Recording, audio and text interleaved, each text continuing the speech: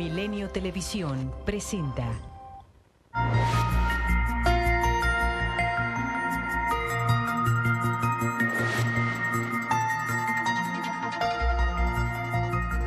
Muy buenas noches, bienvenidos a Milenio Mercados en Perspectiva, aquí como todos los domingos con Juan Musi. Juan, muy buenas noches. ¿Cómo estás, Manolo? Muy buenas noches. Y su servidor Manuel Somoza para platicar de temas económicos financieros en México y en el mundo.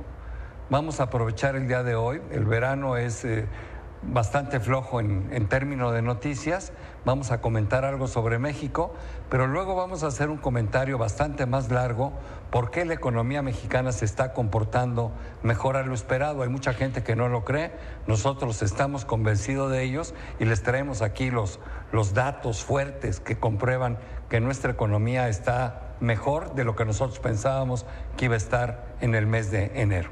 Empezaría con México diciendo lo más sobresaliente, fue la inflación del mes de julio, que salió por encima de lo estimado, hizo que la inflación últimos 12 meses subiera del 6.26 que estaba hace 15 días al 6.44. ¿Qué quiere decir esto? ¿Que vamos a ir hacia el 7%? No, nosotros pensamos que va a declinar a niveles del 6%. Es probable que todavía la veamos subir en el mes de agosto, producto más que nada de la entrada de los niños a clases, de los incrementos tan fuertes que hay en el precio de los útiles escolares, de los uniformes, de las colegiaturas, etcétera. Sin embargo, creemos que en el mes de septiembre debe empezar a declinar para llegar a estos niveles que son del 6%. Pero dicho esto, me gustaría, Juan, si estás de acuerdo, pasar a ver por qué han cambiado tanto las expectativas de la economía mexicana. ¿Por qué, por ejemplo, nosotros en el banco que manejamos hemos subido la expectativa de crecimiento al 2.3%? ¿Por qué la mayoría de los analistas que pensaban que la economía iba a crecer al 1,5% hoy lo están haciendo arriba del 2%? Y voy a empezar con la primera parte diciendo cómo han cambiado las expectativas.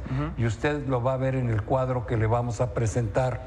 Banco de México en forma mensual levanta una encuesta, opinión, ¿no? Hace una encuesta entre 34 analistas de primer nivel, algunas personas físicas, otras personas morales, ¿no? Y esto es lo que resultó. En la encuesta de enero que hizo el Banco de México, la inflación, estos 34 analistas la tenían en 5.25, hoy la tienen en 6.05, ahí sí empeoró el indicador. La inflación subyacente también sube de 4.19 en enero a 4.92 en el mes de julio. El crecimiento del PIB lo tenían la mayoría de ellos, bueno, la media en 1.49. Hoy la media ya está prácticamente en el 2%. El tipo de cambio, ojo, porque este es de los elementos que más han cambiado las expectativas. La mayor parte de los analistas en enero pensaban que el tipo de cambio iba a cerrar en diciembre en 21.70. Hoy la expectativa de estos mismos 34 analistas es que en diciembre el tipo de cambio cierre en 18.38. Y por último, la tasa de interés prácticamente la mantienen sin cambio. Este fue realmente el cambio en las expectativas, pero ahora vamos a tratar de comprobar, de explicarle a usted por qué estas expectativas han cambiado. Y Juan, ¿por qué no empiezas diciendo cómo se han movido algunos indicadores claves, que son bases, son datos duros, ya reales, que nos ha presentado la economía mexicana? Sí, mira, la verdad es que además esto no lo podemos deslindar del hecho de que esta mejora en la economía, con estas gráficas que vamos a presentar, pues nos tengan también hoy en una mucho mejor perspectiva ante los ojos de los inversionistas globales, una mucho mejor perspectiva ante las calificadoras, que no solo no nos bajaron la calificación, ya lo comentamos la semana pasada, sino que nos han puesto una observación, digamos que de estable a positiva en lugar de negativa. Y bueno, pues estos indicadores clave, el primero tiene que ver con manufacturas. La forma de leer esta gráfica es todo aquello que esté por arriba de 50 es en zona de expansión. Entonces, evidentemente, cuando este indicador ha llegado a tocar, que si por ejemplo te fijas, en momentos ha llegado a estar cerca de 60, ahí te puede indicar hasta un sobrecalentamiento. Arriba de 50 es sano y bueno, nos encontramos con una ligera tendencia hacia la desaceleración, pero en una zona francamente buena que sigue siendo de 51,5. Y sobre todo en el año 17 es donde se ve ve cómo de repente repunta este indicador hacia arriba, ¿no? Así es, así es. De la mano con este indicador, que insisto es manufacturas, está el indicador no manufacturero. Este refiere a la economía de servicios. Y el comentario es el mismo: siempre y cuando estemos por arriba de 50, significa expansión, significa que está en un estado saludable la economía. Y bueno, pues este indicador, con la misma tendencia también de una ligera desaceleración, y como tú apuntabas, ese acelerón en el 2017, pero sigue estando en niveles de 53, un nivel muy sano. Y este indicador es más importante que el anterior desde mi punto de vista, porque la economía de servicios en México es mucho más importante que la economía manufacturera. Por supuesto. Tiene mucho más peso en el PIB, ¿no? Por supuesto. Así es que pues estos dos indicadores clave están de la mano y ambos por arriba de la zona de expansión. ¿Por qué no te toca a ti comentar un poco acerca de cómo los consumidores están leyendo el mercado? Y esto es un indicador básicamente de confianza, ¿no? Yo creo que esto es muy importante porque muchas veces el consumo se finca en la confianza. Y hemos visto cómo la confianza había caído a niveles de 60 cuando veníamos de niveles de 85, lo que significa el número no importa. Y vemos cómo en los últimos meses ha repuntado para ya estar otra vez en el 86.6. ¿Qué quiere decir? Que se ha incrementado en forma muy, muy importante la confianza del consumidor. Y esto es clave porque indica que estaría dispuesto a gastar mucho más. Y eso lo vamos a ver en la gráfica que tú tienes ahí para presentar. Por supuesto, pues mira, la que sigue es el consumo privado en el mercado interno, y como ves, nos ha sorprendido. Coincides conmigo, Manolo, este número nos ha sorprendido para bien. Estamos en niveles ya de 4.97%. También hay una ligera desaceleración últimamente. Hay que recordar que también el consumo había crecido muchísimo mientras las tasas se habían mantenido bajas. De alguna forma se puede decir que el costo del dinero era más barata, y ahora que Banco de México ha tenido o ha empezado el ciclo de alza de tasas, pues es obvio y hasta cierto punto natural ver una desaceleración, pero también sorprende para bien 4.97%. Y tienes razón, porque el año pasado la economía mexicana se sostuvo en base al consumo. Y el consumo creció casi 7%, por lo que dice Juan, porque subieron los salarios reales, porque la tasa de interés estaba muy baja, y eso fue muy importante. Nosotros pensábamos que iba a caer drásticamente el consumo privado este año, y la verdad ha disminuido el ritmo de crecimiento en relación al año anterior, pero el 4.9 es una muy buena cifra, sí. ¿no? Ha disminuido, y quizá no en la medida en la que Banco de México ha sido agresivo en cuanto a su política de alza de tasas. Así es. Bueno, pues de la mano con te comento que el crecimiento anual de ventas también está ligeramente arriba del 4%, también aquí lo podemos ver. También hay una desaceleración. Yo creo que el comentario es válido, al que ya hacías. Tasas más bajas, había más apetito también por los intermediarios por ofrecer crédito, por ofrecer financiamiento. Con inflaciones más bajas, tu salario real te da un mayor poder de compra. Entonces también el crecimiento anual de ventas sorpresivamente, o bueno, está también por arriba de niveles del 4.13%. Aquí yo quisiera comentar en la gráfica que sigue que el único renglón donde las ventas no van bien es en la venta de automóviles.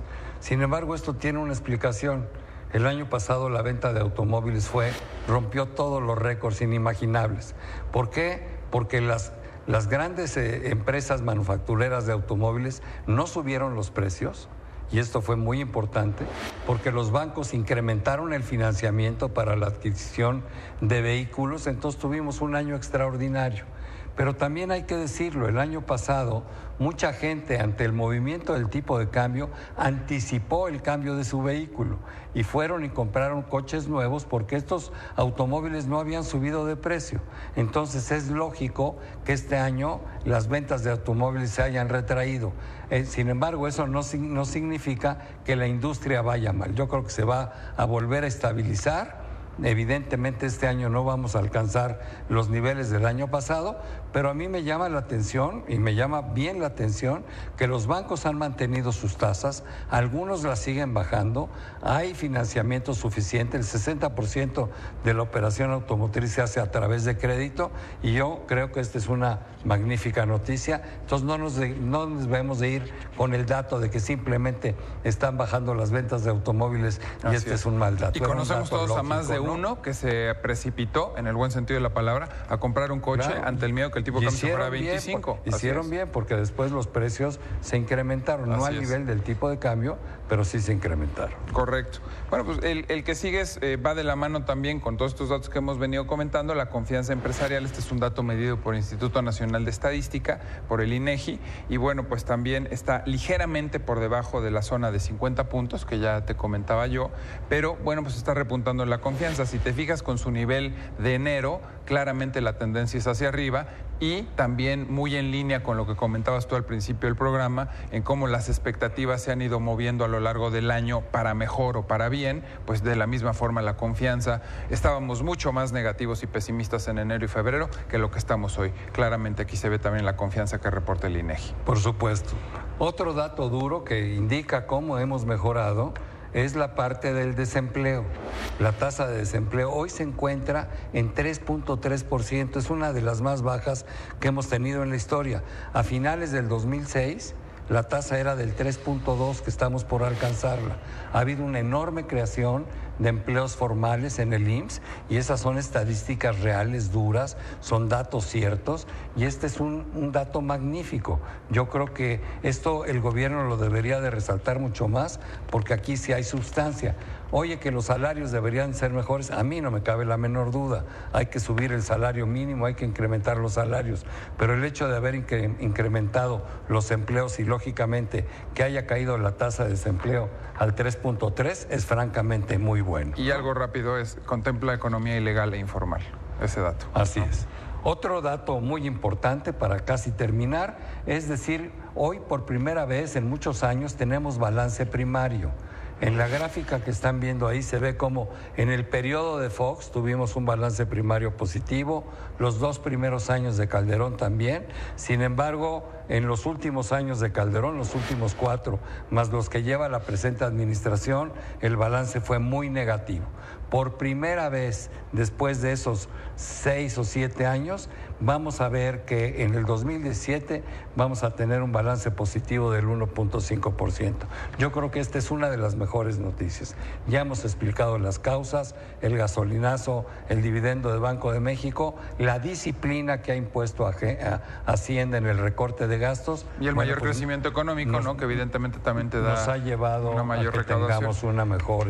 Oye, cerramos el programa rápido. Finanzas. Te comento que pues de la mano con todo esto que hemos venido diciendo, pues también la deuda pública como porcentaje del PIB, también cerramos con una buena noticia. Después de esta gestión bastante malita, bastante regular que hubo en Hacienda, este periodo que tú mencionabas de 6, 7 años, pues también como porcentaje en la deuda del PIB, de haber concluido prácticamente el sexenio Fox en niveles cercanos a 30%, se llegó a ir casi hasta 50% y ya vemos una tendencia a la baja. Vamos a cerrar el año en 48%. Este es un magnífico dato y bueno, espero que los hayamos convencido de que vamos mejor. No es para echar las campanas al vuelo, pero bueno, aquí estaremos todos los domingos con ustedes. Juan, muchas gracias. Gracias, Manuel. Pero sobre todo, gracias a ustedes por prestarnos su atención. Muy buenas noches.